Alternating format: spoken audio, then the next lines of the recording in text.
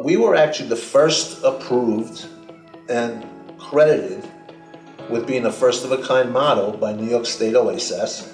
At the time, they were doing Medicaid redesign in New York State and redesign of the residential treatment services system. I took the old application that the state had, threw it out basically, let them know I'm going to resubmit.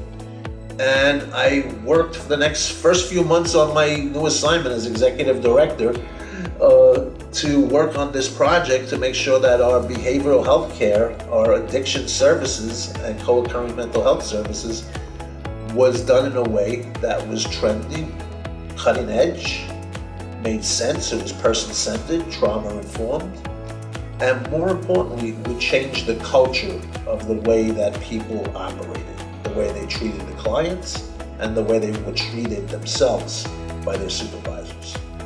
So that happened through looking at what trauma-informed care really meant.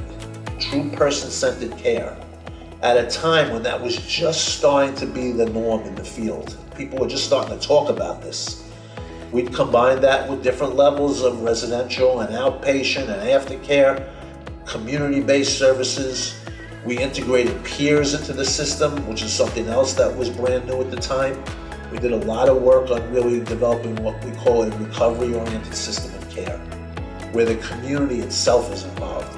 We were actually community-facing.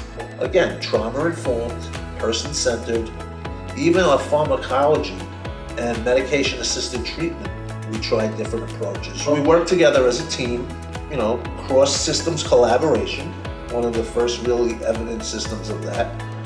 And we produced a white paper, we produced a toolkit, and eventually trained a lot of the ACS staff and a lot of the provider staff on what to look for in children that may be using substances. And it's been very successful in that we meet a kid, we use the SBIRT screening tool, which is very non-invasive. The mentor starts developing a relationship with them, and if there's some kind of a need for care, we get the right people involved. If they're in the child welfare system, if they're in the community, work with the families as needed.